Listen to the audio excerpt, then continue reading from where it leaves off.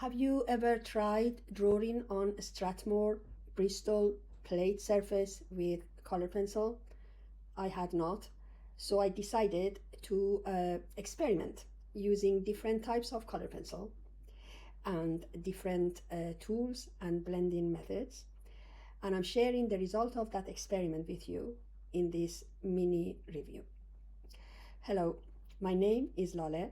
I am the founder of Color Pencil School, and I hope this mini review would help you when you are going to decide whether a Strathmore Bristol Plate surface paper is the right choice for your next project. At first, I wanted to test the general feel of the paper. I did this by using just one black pencil from different brands to draw a sphere. I tested how the pigments blended and moved on the paper, and how drier pencils like Polychromos compared to softer, waxier pencils like Luminance or Prismacolor. I wanted to try this paper for a long time, but I always thought it might be too smooth, so this was a very nice surprise. I found that Strathmore Bristol Plate is a really nice paper to work on after all. It took the pigments beautifully, allowing about 10 to 15 layers of pigments. But the trick to blend the pencil pigments well was to work with a sharp pencil tip and use gentle pressure. Drier pencils gave a smoother blend, while softer pencils gave a more textured finish, showing more of the paper's grain. Next, I wanted to test how colors would blend on the Bristol Plate surface and how smooth the transitions would be using different brands of pencils. The results were pretty similar to the one color test, which wasn't surprising. My best color blending experience was with Luminance, Lightfast, Polychromos and Prismacolor, in that order. Prismacolor pigments felt a bit too chunky, showing more of the paper grains than I'd like to see. Maybe layering over them with a drier pencil would be a good way to smooth this out, which is I am going to try later at the end of this experiment. So we'll see how it works. Next, I wanted to see if using blending tools such as cotton buds or paper stumps would help get a smoother blend by moving the pencil pigments around, similar to what you can get on Bristol vellum. I put some colors down without trying to smooth them out too much, just to see if the blending tools could do the job. But cotton buds turned out to be useless on a Bristol Plate surface, which is quite different from what you get on a vellum surface. This was the case across all the brands I tested. I seem to have forgotten to record using cotton buds on Prismacolor, but trust me, it didn't work. Paper stumps, on the other hand, worked pretty well. They moved the pigments nicely and gave a smooth blend across all the brands. The results were best with softer pencils, especially Prismacolor, but it worked with all pencil types to some extent, which was really nice. What I really liked was that I could still add some more layers after using the stump, which gave an even smoother finish. So this was a nice tool to use. Next, I wanted to see how medium blending would work on Bristol Plate.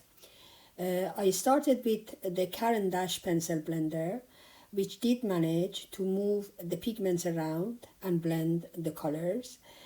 It worked best with waxier pencils, and the very best result was with Prismacolor. I could also go back after each round with the pencil blender and add more layers, which was very nice. Then I tried odorless mineral spirit, in this case zested pencil blender, after putting down a couple of pencil layers. As I expected, it blended the pigments really well, and once it was completely dry, I could add more layers on the top, which gave a really nice smooth blend, which I really liked. OMS blending can be really handy for creating a smooth underpainting or for quickly covering large areas like backgrounds or landscapes.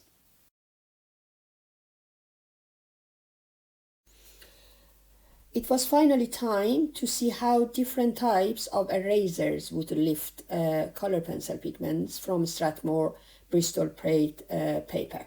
I started by creating large black rectangles with each pencil type and then started with the erasers.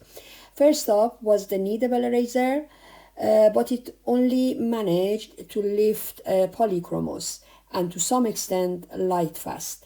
The waxier pencils were just too sticky for this gentle eraser to make much difference. The Tombow Mono Zero eraser worked really well across all the brands, creating nice clean lines in each pencil brand pigment. This could be really useful for highlights, whiskers, or just correcting mistakes. Now, the slice tool, I don't even want to mention it because it didn't work at all. And when I pressed it a bit harder, between you and me, I think I damaged the paper. So slice tool on Bristol plate is definitely a no-no. Finally, Scotch Magic Tape worked really well on Polychromos and Lightfast, which have drier pigments, but it wasn't as effective on waxier pencils such as Luminance and the Prismacolor. Next, I wanted to see how light on dark would work on this paper. As I expected, even with the whitest pencils I had, like Pablo white, Museum Aquarel white, or Derwent Drawing Chinese white, all they did was slightly lighten the dark color, nowhere near enough to create a real highlight. Well, I expected that because this is a smooth paper. Next, I wanted to see how other media like PanPastel or watercolor would sit on the Bristol plate surface. I sometimes use these to create an underpainting or a background for my color pencil artworks. PanPastel was fantastic. It gave a very smooth coverage. With watercolor pencils, I added water to the pigments I put down on the paper. It took a light wash just fine, but when I tried to build up more layers, the paper started to break down. So watercolor can work as an underpainting on this paper, but you have to be careful and keep it to a light wash. Next, I tried creating indentations on Strathmore Bristol plate. This technique is really useful on smooth papers for things like fur, whiskers, or blocking out light lines. To cut a long story short, it worked really well with all different pencils. All the embossing tools I tried performed just as they would on other smooth or hot press papers. Last but not least, I tried layering different types of pencils over each other to see if this could help smooth out the paper grain when using waxier pencils, just like we noticed at the beginning of this review. It turned out that Polychromos and Lightfast pencils worked really well together, no matter which one went down first. But with Luminance and Prismacolor, the results were much better if the drier pencil, i.e. Polychromos, was used as the first layer.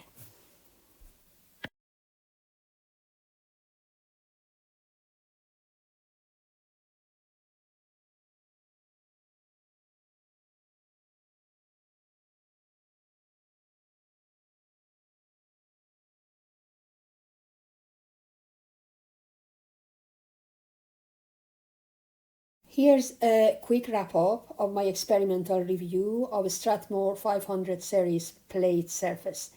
I really enjoyed working on it, and I am looking forward to using it for a full project very soon. Thank you so much for watching.